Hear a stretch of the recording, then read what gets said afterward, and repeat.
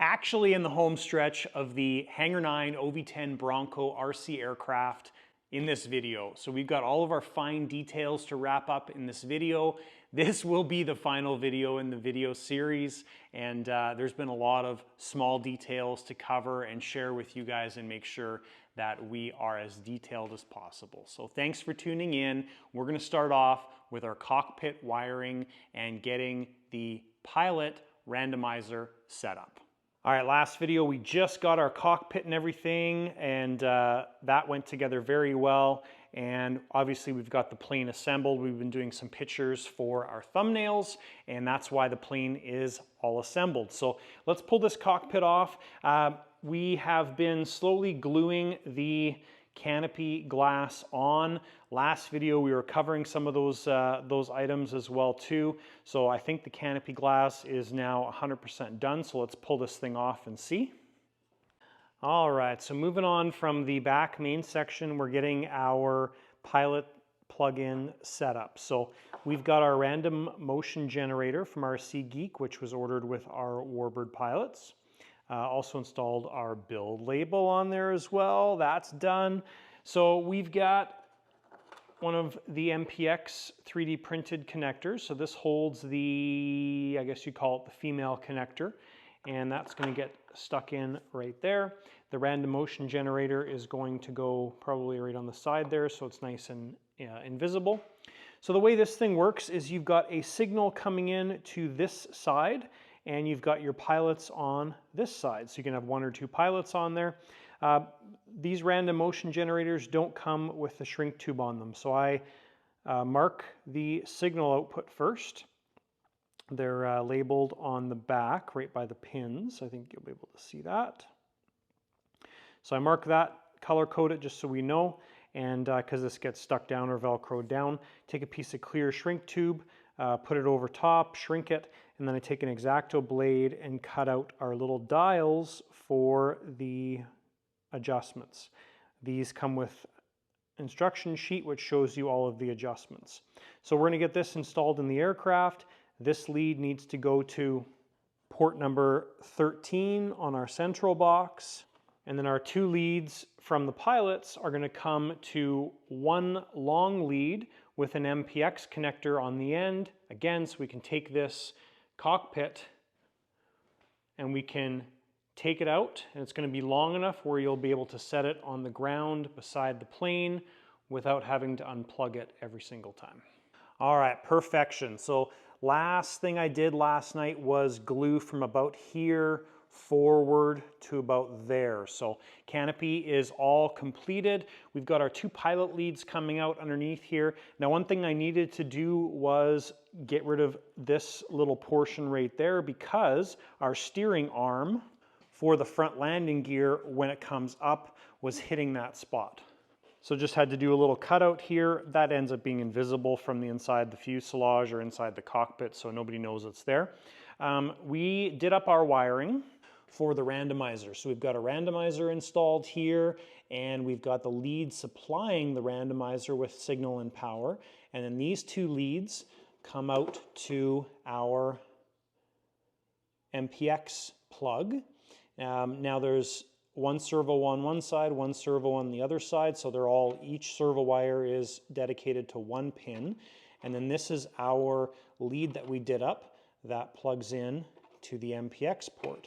So this lead, which we left quite long, it's about 2.5 feet long, this is going to plug into our pilots right here, and we're going to do a little bit of capturing on these wires to make sure they're, you know, not all jumbled. I might put snake skin on them, but this is how the pilots are set up in the aircraft. So if you want to make this removable, obviously it's easy to remove. You just unplug the MPX connector. You can take the canopy off. There's enough line here so you should be able to lay it right beside the fuselage when the plane is on its legs as well. All right, so we've done our extension up here for the cockpit and the pilots, and this is awesome. So did snakeskin on this portion, some spiral wrap on that portion, and so that is a good solution to having those guys quickly in and out. All right, so next thing to do is some of our additional detail work. So kind of the last big thing we need to do on the aircraft is get our plane turned on and figure out our motor rotation. That's kind of the next key thing. So all of our power leads going to the ESCs in the aircraft are all labeled, color-coded, etc.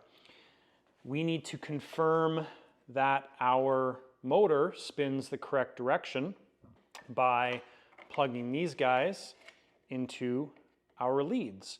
So these are going to be a fixed item that always stays plugged in, and with a brushless or 3-pole motor like this, if you take 2 of the leads and flip them around, then that reverses the movement on the motor. Now, if you're into electric things, you know that already. I'm just telling the possible newbies that might be watching this video. So what we'll do is we will plug these guys in whatever format and do the same thing for the other ones. And then we'll be able to turn the aircraft on and check our rotation of our motors. If it's incorrect, we just flip 2 of the leads around. So let's get that stuff geared up. Obviously, we need to take our flight batteries and get them installed in this area. Haven't obviously installed the flight batteries yet, or the power batteries, because we don't know where the CG is going to end up. So we're just holding off on that. All right, guys, so we've got our power packs or our motor packs installed. They're plugged in.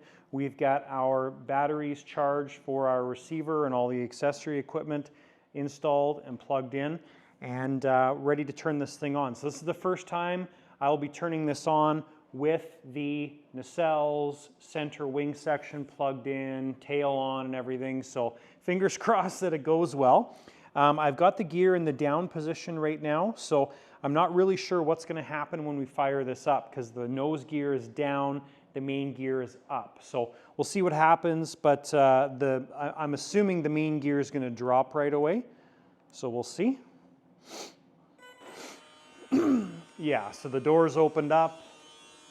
Gear did not come down, which is fine. So I'm just going to go gear up and then gear down. So our main gear is now coming down, or this side at least. There we go. So I'm going to do that one more time on this side. All right, so I need to inspect this gear and find out what's going on.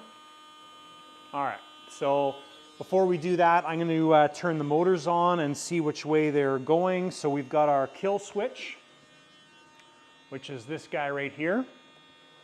So now that's off and our motors work. All right, guys, so we're doing a little bit of gremlin chasing here, and I figured I would share this with you because it is always good information.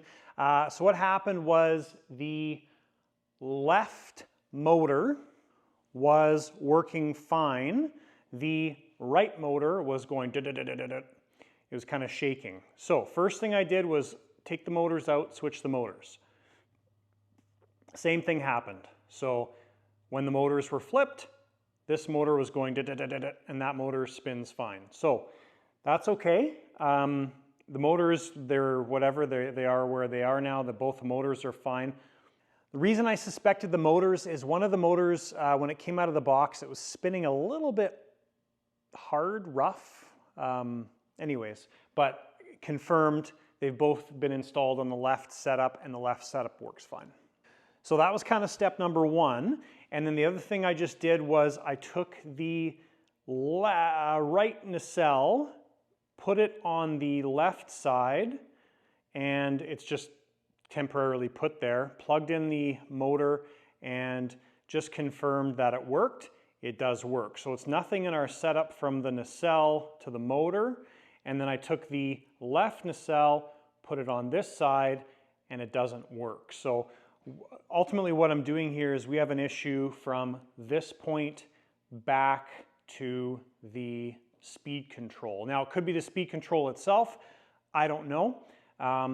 When I put the nacelle that works on this side, it doesn't work. So That is definitely a possibility. Could be wiring, could be lots of things. So next thing we're going to do is we're going to take this nacelle back off.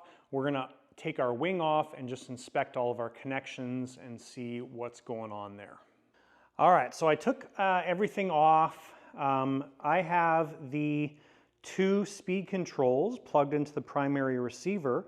One of the ports was in the EXT port, one was in E2. Now that shouldn't matter, but I flipped them around just to eliminate that possibility. The speed controller that was not, or the setup that wasn't working properly was plugged into EXT.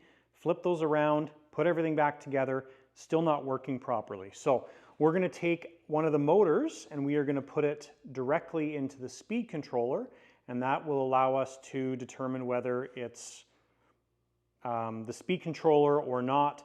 If we plug the motors into these speed controllers and they work directly, then it's something with the line between here and the wingtip or the nacelle. All right, so took one of our motors off, plugged it into the right speed controller, it doesn't work.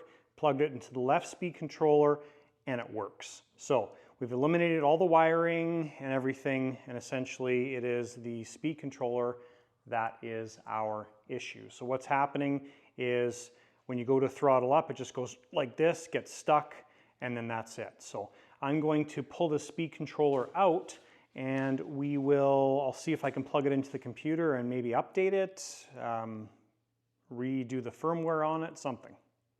All right, so after all of the fiddle-faddling around, we have figured out that our speed control has an issue. So what I did here was I hooked this up to the Jetty Studio. I reflashed the hardware. This was already up to date. I resoldered all of the connections, the battery connector, this guy, just to make sure. And of course, we've gone through everything now, and this is the issue. So it doesn't stop us from finishing the plane, but it does stop the owner from flying the plane, unfortunately. So what we're going to do is we're just going to continue on with the installation of everything and getting everything finished and CG'd and whatnot. We're going to reinstall this just for CG purposes, but this right one is the one that needs to be replaced. So I'm going to get that hooked back up, and we will get this plane put back together. All right, so just working on the making sure that the cockpit and the pilots and everything works. So I've got this right now tied to the gear switch, so when the gear's down, the pilots start moving their heads. Just so we can play around with this. So you can see there, the randomizer is doing its thing. They're moving their heads randomly, different positions, different times. Very cool. All right, so we got the monster back together. First time with wingtips on. Holy crap, this thing is big. Working on the engine mounting first of all, but also the prop drilling too. So we covered this in the, obviously the equipment in the very first video, but we've got some beautiful Extreme Flight carbon spinners. These are very, very nice units. And we've got a Falcon propeller, carbon fiber electric propeller. Again, very nice, very light, very thin. So the one thing that you need to consider here is, like, your shaft diameter is listed in the instructions as 7.8 millimeters. That's not correct. The shaft diameter,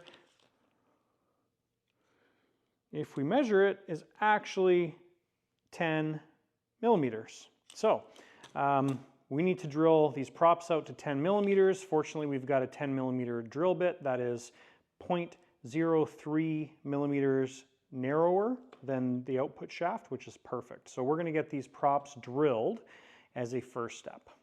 All right, so we've got our cowl mounted here. Basically what I did was got our prop drilled out, which was fairly straightforward. We installed the cowl, installed our back plate, got the prop kind of loosely screwed down, and then I put some spacers in between the cowl and the back plate of the prop. So the point of that is to get it spaced out well. We got it centered in there, and then we taped it in place. After that, drilled some holes, put some screws to hold the cowl, and now we can take our spacers out. And there we go. So that is well on the way to being completed. Now we're going to repeat the exact same thing on the other side. All right, so one thing we need to do now is balance our propellers. You never want to assume that they come balanced from the manufacturer. So that prop that we've installed already, that will need to come off. This one, I just drilled it out to our 10mm size. And I'm not going to go into too much detail because there's lots of videos online about balancing props. But I put this on the balancer, and initially that side was our heavy side. This is the side that the manufacturer has put some epoxy in. You can see there are 2 holes right there. So this was our light side. On the right side was our light side. So we took that off and sprayed a little bit of clear coat on it. You can see there the difference between the shines. So sprayed a little bit of clear coat on there. Now the one thing with the clear coat is you can't assume that because this is sitting balanced right now that it's going to continue that way, because as the solvent evaporates from the clear coat, this will become probably maybe 50–60% lighter than the initial material you installed there. So we're going to leave that to cure, do its thing, and we'll just keep adjusting the balance until we're 100%. From there, that's step number 1 on balancing the props. From there, you have to balance the center part of the prop. I'll touch on that very quickly, but so this is step number 1 of balancing props, and it's fine, but you can take it one step further. All right, so first thing we did, as I mentioned, was balance the prop, we'll just say left to right or side to side. And then what you do is you balance the prop hub, or the center. So you hold it at a 45-degree angle like this, and if it goes one way or the other way, that means that your hub is heavier on one side versus the other. So in this case, if we go like this and have it sitting there, you can see that it's going that direction. So this side of our prop is, or hub, is heavier than this side. And then if we flip it over and go like this, now you'll see it do the opposite thing. This prop's really, really close. So if this side was our heavier side, it's going to bring this prop down. So it's going to bring our prop down because the heavier side is bringing that prop down. So you can see when we go to this direction, that's what happens. So I have added a little bit of CA onto this side of the prop hub, which has made it a little bit better. I'm going to add a little bit more CA. You can use Velcro, shoe goop. CA is nice because it's quick. You don't want to add any more weight to the tips because the tips aren't out of balance. It's the hub that's a little bit out of balance. So we added a little bit more CA to that side, and this is exactly how we had it in the last camera frame. And you can see here now when we go to a 45-degree angle, the prop stays exactly still. So we're balanced left and right, and we're also balanced at our hub as well. So that is a perfectly balanced prop. All right, so we got both of our props mounted on the aircraft. Turned out very nice. The plans or the manual calls for 3mm gap in between the spinner and the cowl. I decided to go with about 4.5–5mm, and reason for that is if we took this cowl and pulled it out anymore, then we'd have some weird gaps along the wing side there. So it was just a bit of a compromise, and I don't think it's an issue at all. So that looks great. Next thing we can do is start the plane up or turn it on and check out our wingtip lights because we haven't seen those fired up yet. So let's see if those work. All right, so we got our lights off. Right now I've got it on a 2-position switch. So position number 1 is all of our lighting is on except the nose light. So we've got our bottom beacon, which is crazy bright. Our whites on the wingtips are on solid, and the green is flashing, and then the red on the other side is flashing. And then our beacon on top of the tail is flashing at a different pace. Camera definitely doesn't do it justice. It's way brighter in person. So good looking setup. And then of course, flick the switch one more. And our nose light is on. All right, so I was just doing some torture testing on the landing gear, putting it through a whole bunch of cycles. and I believe we got to about cycle number 50, and both of the main gear motors are toast. And we're gonna have to get replacements for them. So this has been a very common thing with this Bronco aircraft that many people report going through. So that's why I wanted to do the gear cycles over and over and over again to make sure that if we did have any problems, they would show up. I'm gonna have to do a bit of research and figure out which JP motors to get, but I know that's a common thing to do, is get some JP motors and replace the motors in these gears. So I don't know if that'll make it on the video, but obviously it's kind of an important and good thing to do.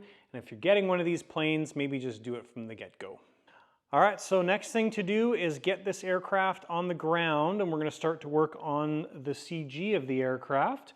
So that kind of ties us into the last portion, which is going to be mounting the batteries. Of course, we've talked about that. The main battery trays are loose. This wire coming out here is the wire going to the gear controller. We disassembled the main wing from the fuselage, plugged that guy in the gear controller, ran it forward so we'd have the opportunity to play around with it and do some adjustments. Didn't fix our problem. So anyways, that's the Bronco so far. So we're gonna get it on its feet, on its legs. We'll get the batteries installed, the cockpit installed, and we will use our CG templates that come with the aircraft. So these CG templates make things very easy. Essentially, they mount like this. So there's the anti-rotation pin right there. You're gonna slip it over the anti-rotation pin. The main wing tube goes right there. And of course, the CG is at the leading edge of the main wing tube, which is where that's gonna end up. So, and then we will we'll hang it. So normally we would use our RC CG machine, but on a plane like this, when it comes with jigs, just the easiest thing to do is use the jigs. All right, so we've got our jigs on for the CG. We've got a string put in between there, and we're just lifting it by hand just to make sure that we're not putting any side force on our CG jigs. So our CG is basically bang on. It's floating nice and level and not tipping down the nose or the tail. So that's perfect. So we'll keep an eye out for where those batteries are, and that's basically where we're going to get those batteries mounted in the aircraft. All right, so just to touch on CG here, what it's listed in the manual is the CG range is 5.5 to 8 inches, and they've got another picture here with a CG mark of 6.5 inches from the leading edge. So let's measure the jig and see where the jig comes in at. Okay, so the center of the jig is about 5.5 inches. So that's the forward edge of the CG range. And that means we've got another 2.5 inches back. Now, if we line that up to the back of the wing tube, which is right there, that's going to bring us to the 6.5 inch mark. And then we've got another 1.5 inches rearward we can go. So huge CG range on this plane. This is the nose heavy mark. So if we do have the opportunity to tuck those batteries back a little bit, we'll do it. So obviously we're in the forward portion of the CG range. Really, we don't have the opportunity to move any equipment back because we've mounted everything we can in the center portion. Obviously, an aircraft like this, if you wanted to get a more rearward CG, you're going to end up putting some weight in the tail section. I've seen some guys on some build threads put their batteries back here, accessible from the rear hatch. So I mean, there's lots of options, but it's in the safe zone right now. All right, so I thought we were all good with the batteries, but hit a bit of a snag here. So obviously we need access to the fastener there for our gun pod. And if we put the batteries essentially anywhere in this area, that is going to eliminate access to that fastener. When we did our CG, our batteries were sitting about there, which still limits our access because the access is right there. So we can't go any further forward with the batteries because they're too heavy and will be too forward in our CG mark. So we want to go more rearward. So my thought was to get our screw holes lined up with this piece of wood right there. Of course, that eliminates our access to the fasteners. So what we're going to do is we are going to mount our battery trays onto a piece of aircraft ply. And that aircraft ply right here underneath my finger, so right in that area there, there's going to be a fastener that comes up, and that's going to be keyholed. So essentially you'll take that plate, you'll pop it down, slide it back, the fastener is going to engage with the keyhole, and then we'll probably have maybe 2 screws on the front here holding the front of the entire battery tray in place. So when you're charging, you can either take the batteries out from the holders, or you can undo your screws and pull this entire assembly out that's mounted to the plate. Where that came from was, of course, needing access to those fasteners at all times. You know, if you transport this in its format like this, you're fine, but obviously you need a big trailer, a large vehicle, whatever it is to transport. So we do need to make this gun pod removable at all times. All right, so we got our battery situation figured out here. Gonna be tough to show you, but the keyhole is right there in the center. We've got 1 screw that's into a nice keyhole, which is awesome.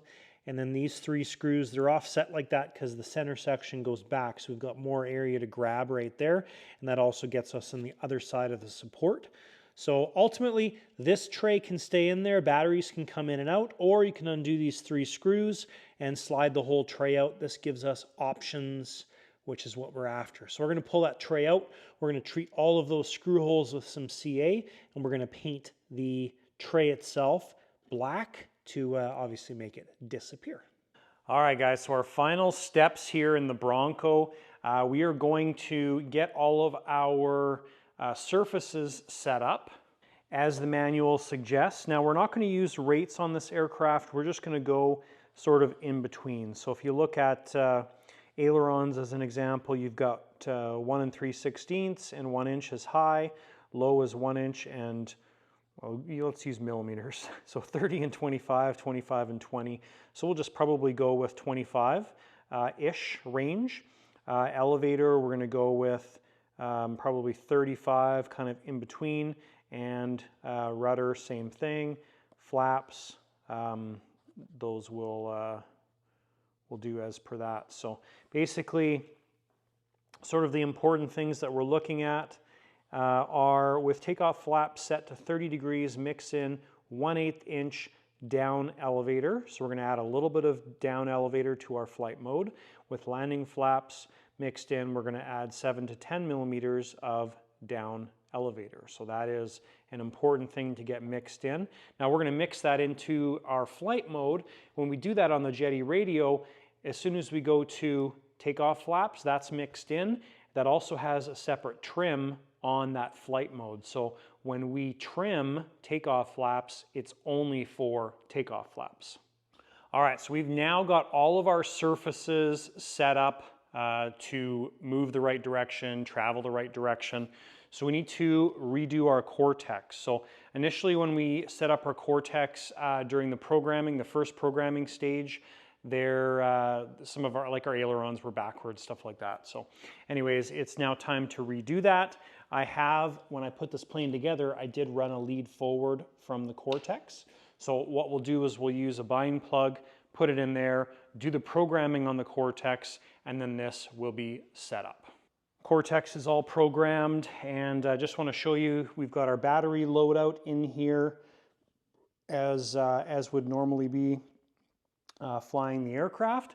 So I'm going to get my Chicoy scales, we're going to put them underneath the wheels, and let's see how much this thing weighs. We're going to weigh it in its bare format, so just the pylons mounted on the wings, the center pylons on the fuselage, and then we'll install each of the drop tanks and get it weighed with all of the items on the aircraft.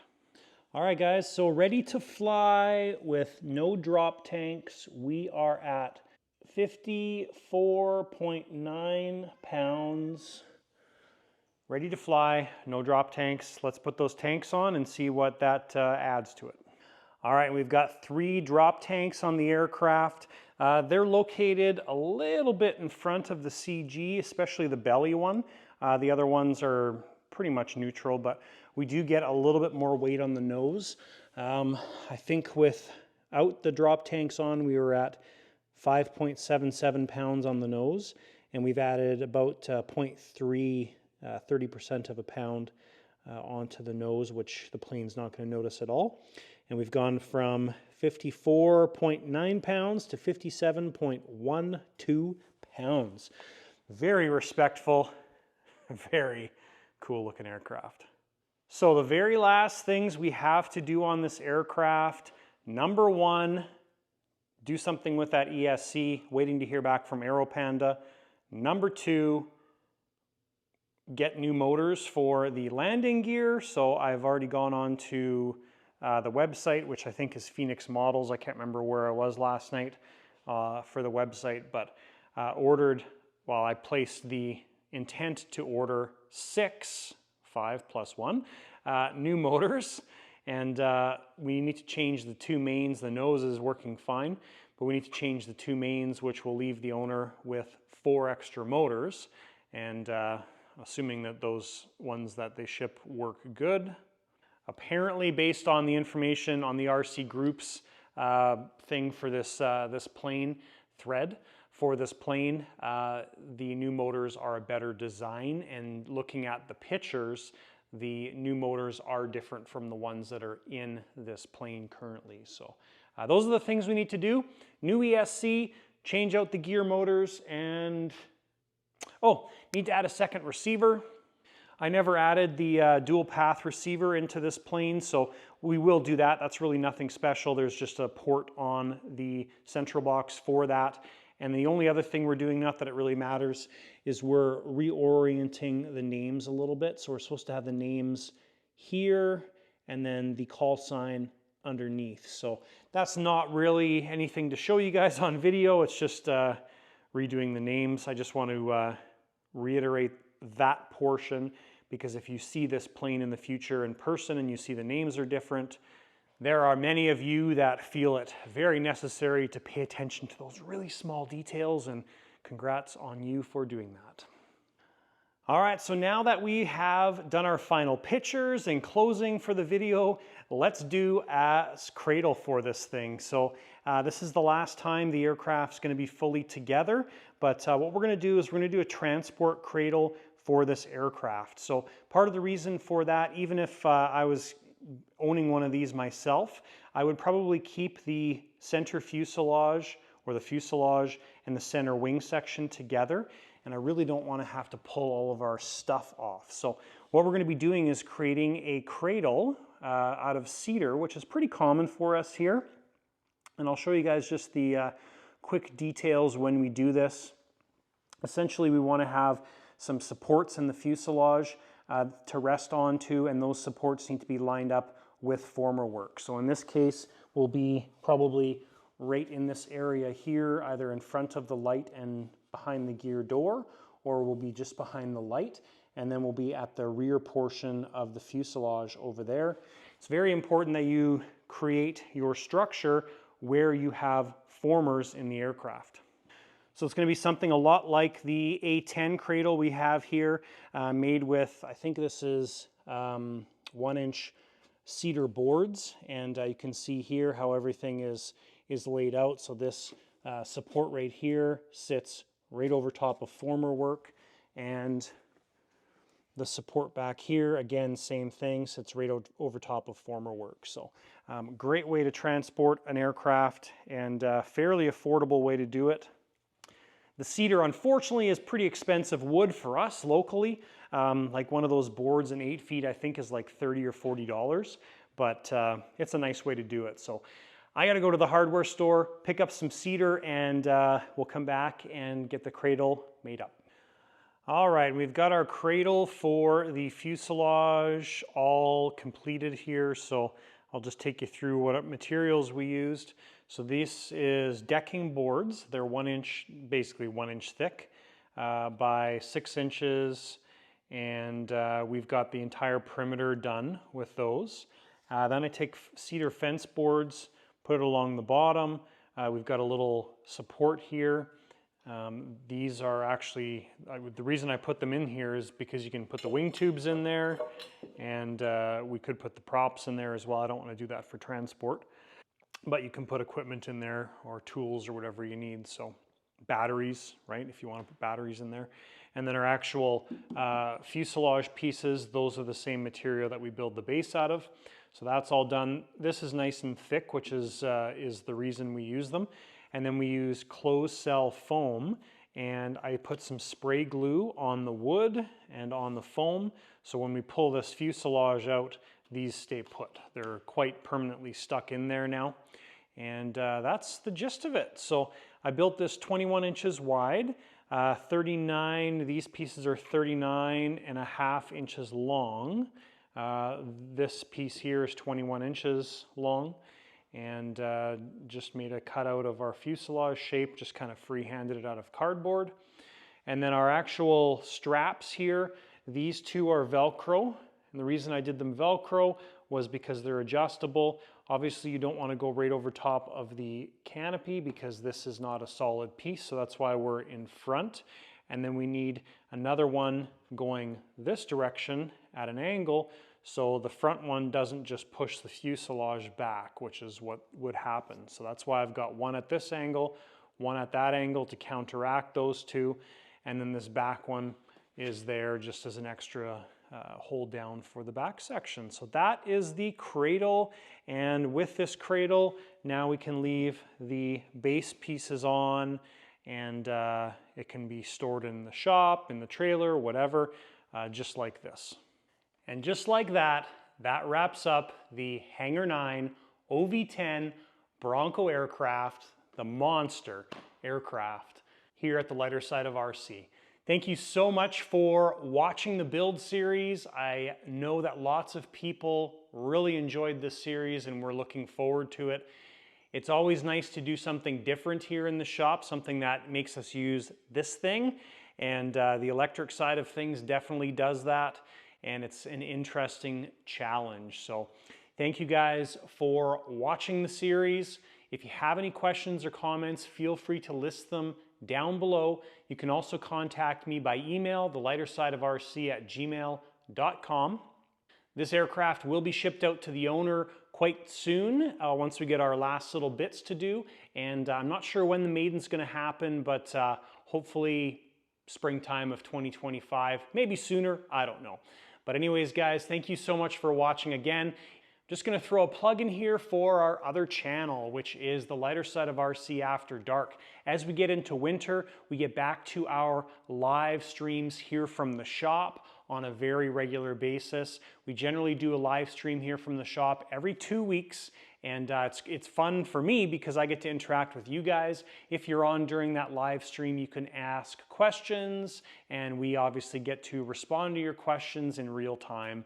And usually you get some behind the scenes footage of what's going on, and it's often a couple weeks before the video that we're actually working on is released. So always tons of fun. Thank you guys for watching, and we'll see you in the next video.